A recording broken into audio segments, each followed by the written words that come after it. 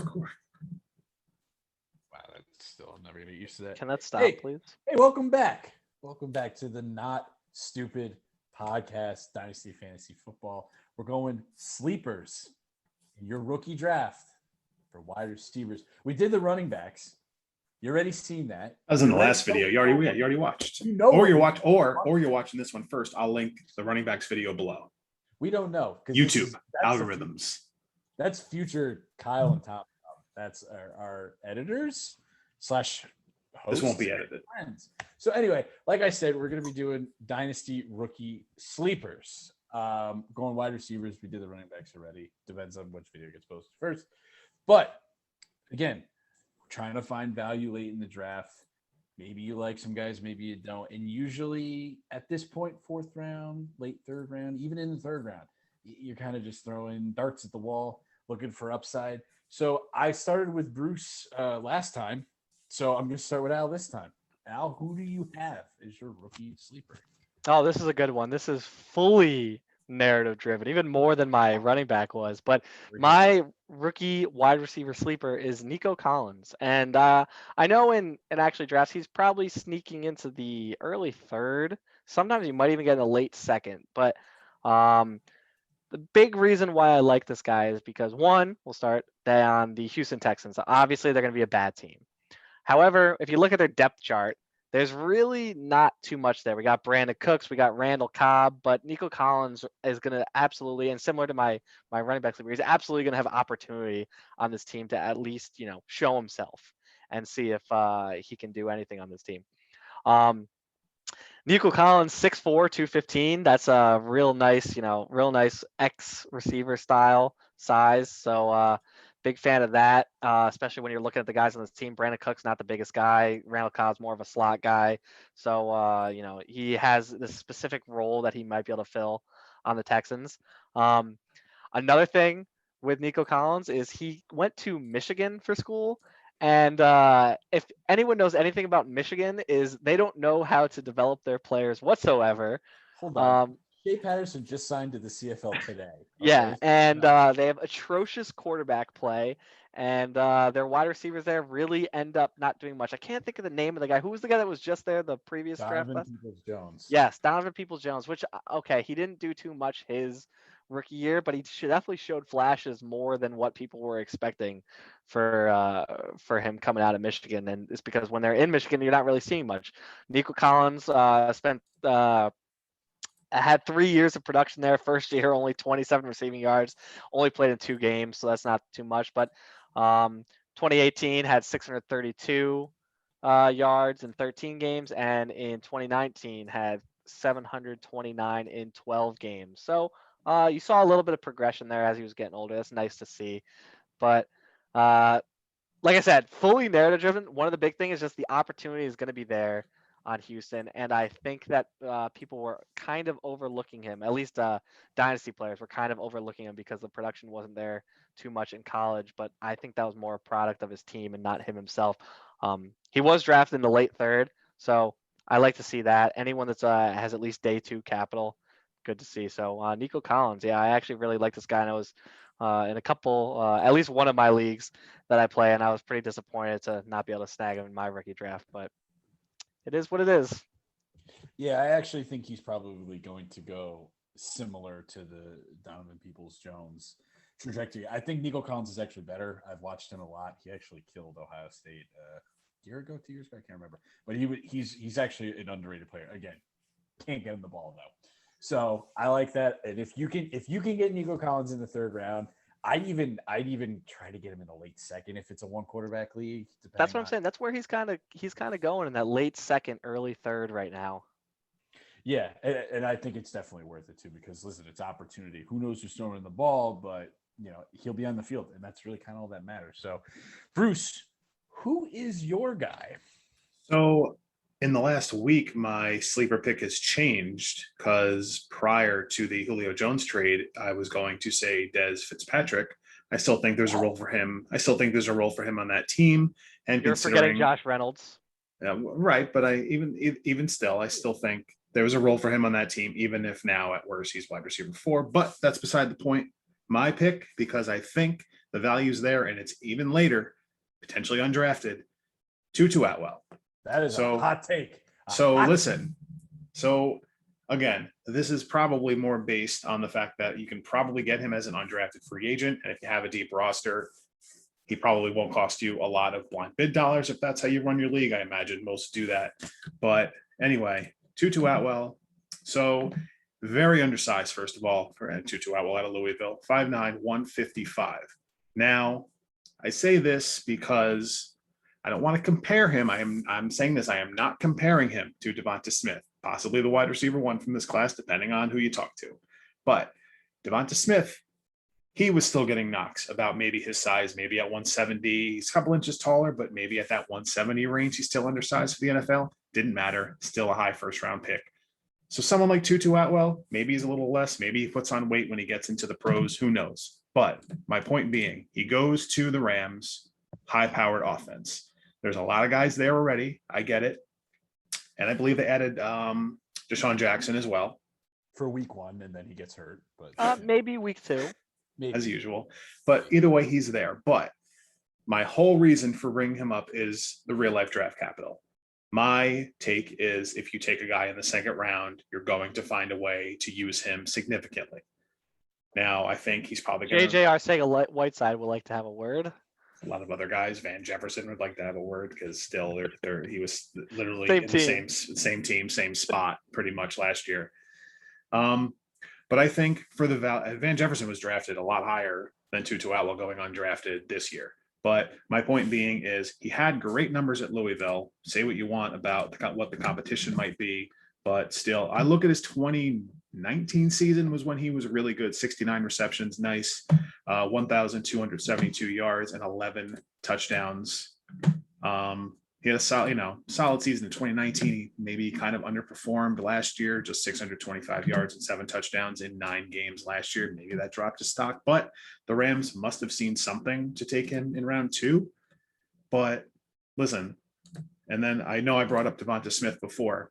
So Devonta Smith didn't have a pro day, so you didn't get exact measurables, but Tutu Atwell's 40 time, 4.44 compared to something on record for Devonta Smith that says 4.46. So the speed is about there. Both guys have the ability to stretch the field.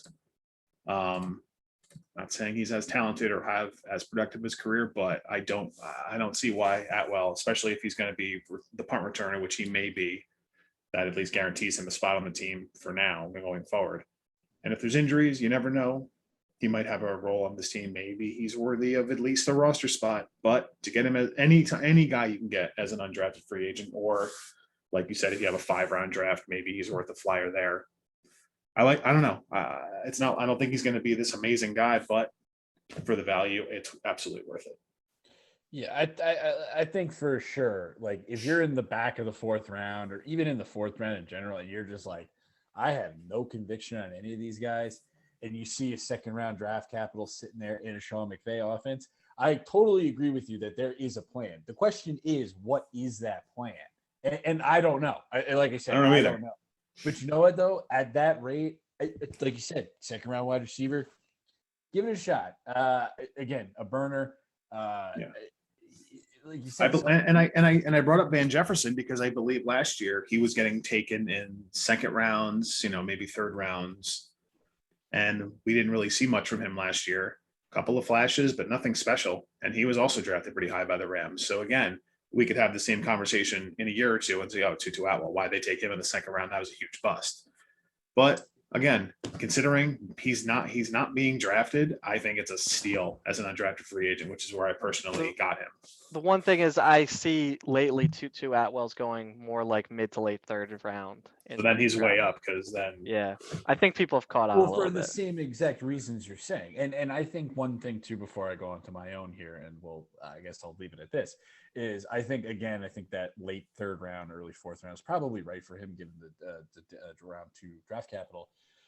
The size thing with him is, yeah, I get it, obviously, but he's going to be out of the slot specifically. Like he's not going to he's going to get a free release. He's not going to face jam coverage. Like at that point, you just get him in space and you get him the ball. More than likely, that's what's going to happen. So we'll see where that goes. I kind of like that. I don't love the player, but again, the situation, the capital, we'll see how that goes. So for me, I have. And Al, if you could look up an ADP for this, I actually would be shocked. Super flex or regular? Go both if you can. Whatever one comes up first, I don't really care. Is Josh Palmer a guy I kind of have fallen in love with, and who knows if it'll be a disastrous honeymoon going forward. But Josh Palmer, 6'1", 210, out of Canada, actually. Did not know that until not too long Didn't ago. go to college, just walked over the border. Yes, came across the border, but decent size, especially in this draft. It's true outside wide receiver, 6'1", 210. His measurables aren't great as far as 40 time, only a 4.57. His burst score is not that great, but the thing with him is that I can hear you, baby bird, screaming at the YouTube, your phone, your computer, whatever. I can hear you. Yeah, but bro, his production was terrible. Yes, I'm going to acknowledge that his production was absolutely miserable. So in his last 2 years, in 2019 and 2020, 475 yards in 2020 and 457 yards. However, his last year, it was 22.8% of the target share, which is a good chunk of that offense. So all things in context here. So I told you all that stuff to tell you this stuff. Here's the thing with Josh Palmer. Josh Palmer, to me, is the thing that really sold him on to me was his route running ability. And I know you say like, well, but bro, I don't understand like how, like you said, look at his numbers. I saw on PFF, and I don't have the exact numbers, so I do apologize for that. He had one of the lowest catchable ball rates of any player in the NCAA. It was the quarterback play at Tennessee was borderline abysmal. And what that offense used him for was basically go long and I'll huck it to you. And they didn't have a quarterback to get him that ball. So you've got to this is why you have to use, you can look at stats, you can look at film, but again, using both. The Senior Bowl really sold me on him because of his route running. He was one of the best route runners, if not the best route runner there. You pile that with the fact that the San Diego Chargers, a team that kind of has a little bit of a question mark at the wide receiver position, because yes, you have Keenan Allen. Obviously, he's going to be there for a long term. Then you have a guy like Mike Williams, whose contract is up, who's already making a ton of money as it is right now, who is in a contract year. And then you have a slot guy in Jalen Guyton, who is okay. I wouldn't say isn't like this amazing guy. And then you give him a day 2 draft capital at the 77th overall pick. All of that together in the context of it, I think you're going to see. I can't think of a similar guy. Maybe you guys can, who kind of just didn't have the greatest team that he was on in college, didn't have a great situation, and then got drafted and then came out, and then everybody was like, "Where was this guy? Like, who is this guy?" And like you said, what is his ADP? What do you have for him? It's actually 28th overall in both Superflex and regular. So he's rising real fast. So I wouldn't have expected that. Wow, that's crazy. So I got him in our league. I got him in the 402. There's a big difference when for the league that you're referencing. We drafted right after the NFL draft, so now we're looking at ADP where people have had time to think about everything. They're hearing about what everyone else is saying, so a lot of this stuff gets sorted out and it becomes more. I would say a lot more leagues become almost mirror each other with the rookie picks because everyone knows everything when you're looking a couple months after the NFL draft. Again, like I said, with this is like I said, the last video or the video that's about to come out, it's all the situation, the draft capital, and then the player I really like as well. Is he going to be the next? Is he going to be the next, T. Higgins or whatever coming out? No, I don't think so. Yes. But if he's a solid wide receiver 3, that's a win right there if you can get him later on in the draft. So listen, thanks for watching with us. Like, subscribe, comment. Let us know what you think. Hit the bell. If there's a sleeper that you really like, let us know, because we're always looking for information ourselves too. So listen, thank you again. The socials are down below. Not Stupid Podcasts. Hey, we'll catch you next time. Thanks If you have a good sleeper, actually only tell me, please. Don't tell these two guys. And then once I respond to you, you can now tell the other two because that will be after I picked them up. Hey, everybody, cheers. Yeah. We'll Thanks. catch you next time. See you next time.